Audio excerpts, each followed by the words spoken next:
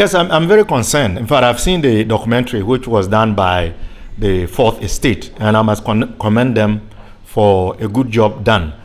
I must say that the documentary has finally given us some visuals and tangible evidence to what hitherto was being treated as a rumor.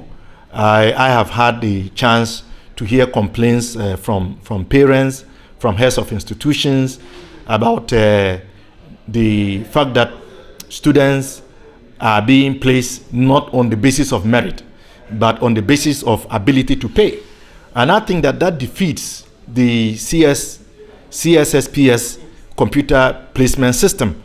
The reason why we decided to invest in that system was because we thought that previously, placements were not being done on the basis of merit. There was no equity and there was no fairness. But with what we have now seen, it is clear that the purpose of the CSSPS has been defeated. Because if people can buy places for the awards in grade A and grade B schools, paying somewhere between 10,000, 20,000, depending on the school, then it stands to reason that those who are supposed to ensure that the system functions so that we can get fairness and equity are complicit. And so the question I then ask is this: if, as the Fourth Estate has indicated, it is only the Director General of the Ghana Education Service, the Minister for Education, who have unfettered access as far as the CSSPS is concerned, how is it possible that slots can be sold for grade A schools without the knowledge of these two individuals? So I think, as was called for by the former Director General of the Ghana Education Service, the security agencies ought to conduct an investigation. I have now become aware that an investigation was conducted by a group that was put together by the Ministry of Education. Yet we have not seen the outcome of that investigation. So I am demanding that the Minister for Education and the National Security Minister make public the outcome of that investigation.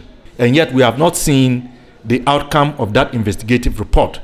This clearly cannot be acceptable. We want to see the outcome of that investigative report. And I've read in the media that some 8 persons have been arrested. Yes. But you see, these are agents. These are not the persons who have access. Yes.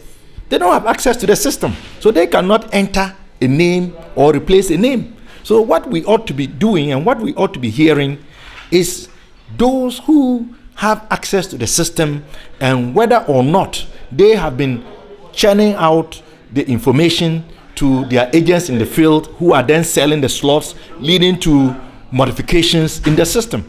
And as I said, the only 2 people we are told have unfettered access to the system is the Minister and the Director General. So we need to know what the investigation by the committee that was set up has uncovered. But it is most worrisome because, as we know, the process is beginning yet again.